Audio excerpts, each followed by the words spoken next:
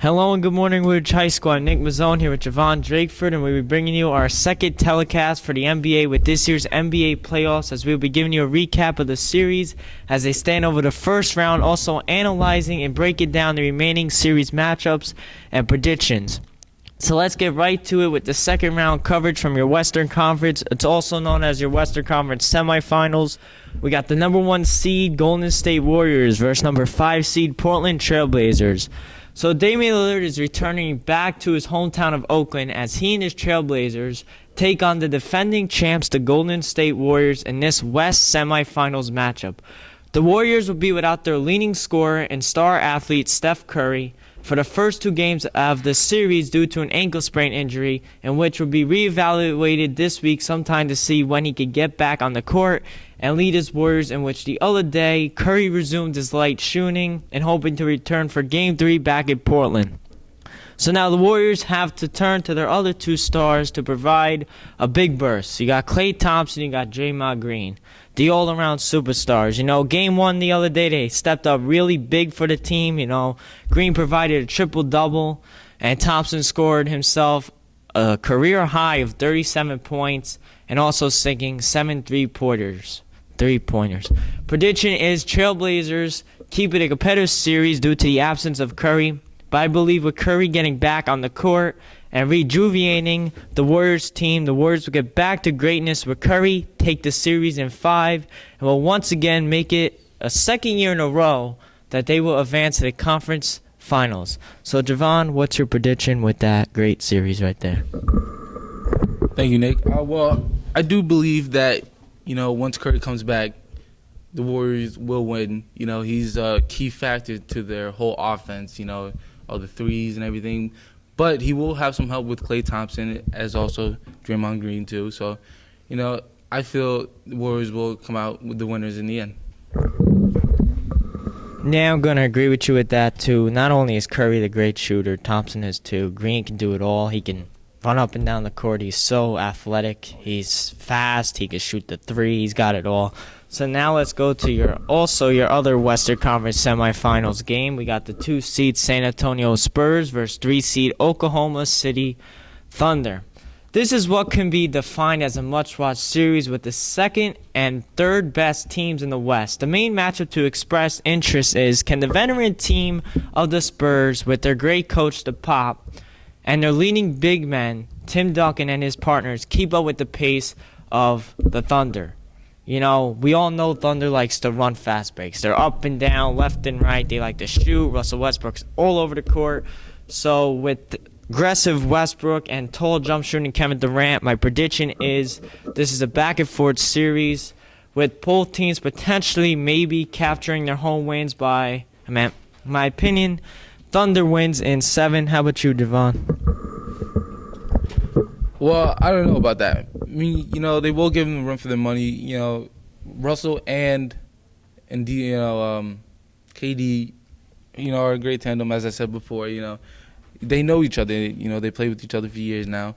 But then again, we have the San Antonio Spurs. The Spurs, I would say they have a lot more experience than, the Thunder. But then, you just don't know. But I feel in my prediction that the Spurs will take it all the way. The Spurs? Spurs. I could agree with you with that. They do know their experience in that, that spot. But Thunder's just too fast. You saw earlier in the year how the Warriors destroyed the Spurs going up and down the court. So I think Russell Westbrook's too much. I think KD's too much. I have to go with Thunder in that. It's 7. It's going to be a great series to watch. Make sure to tune in and watch that series. So now let's go to your Eastern Conference semifinals. You got your number 1 seed Cleveland Cavaliers versus your 4 seed Atlanta Hawks. The Cavs are entering the semifinals in the East as they went quickly in 4 games right through the Pistons of Detroit, in which LeBron continued his undefeated dominance against the coach Stan Van Gundy. Now, another side, the Hawks had a competitive series with Boston as they surprisingly took that in 6 at TD Garden. Now the Hawks try to continue their great shooting led by Kyle Korver and surprise the Cavs in winning the series. The question and main focus here is, can the Hawks continue their outstanding shooting and not die from it? While can the Cavs, what they like to play, speed basketball, in which they excel in the whole series?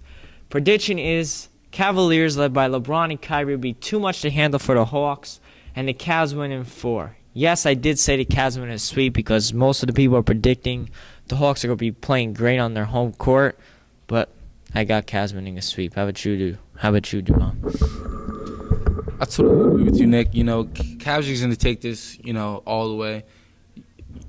Kyrie and LeBron, come on. One of the best pairs in the NBA as of right now. No one can really compare to them. They can't really stop them. LeBron he goes hard in the paint. There's no, he could do anything. Dribble, dunk, shoot. Yeah. Kyrie's just kind of the same thing, but Kyrie's just a little bit has more handle. But that's part of the fact. But I do think Cleveland will take this all the way. In the end, I do feel like the Warriors will versus Cleveland. Yeah, I'm going to agree with you with that. I think it's going to be a finals rematch. Kyrie, though, he's not going to get hurt in the finals like he did last year. It's going to be a great game, great series to watch there. It's just with the Warriors, this is the big headline for your Golden State Warriors. Can Curry come back and play to the capability that he played the whole season? If he comes back stronger than ever, the Cavs better watch out.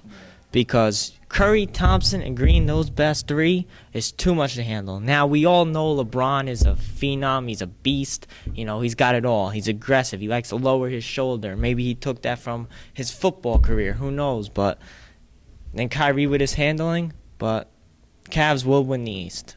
Now you got your other Eastern Conference semifinals matchup with the 2-seed Toronto Raptors versus your 3-seed Miami Heat.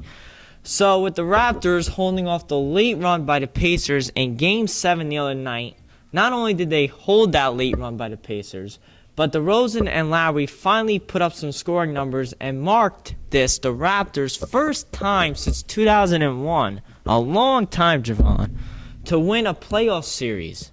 Now the Heat the other day also had a Game 7 at home when they took on the Charlotte Hornets.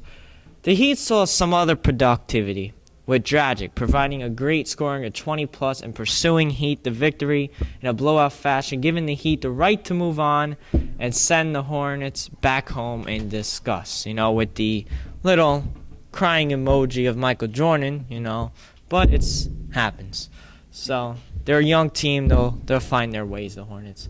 So now the question in this series is, can DeRozan and Lowry get back to their great shooting abilities that they are capable of? And also, can they stop the great up-and-down play from the Heat star Dwayne Wade? Now, we knew why did Heat win this series?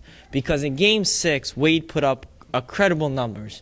He went back to his old veteran times.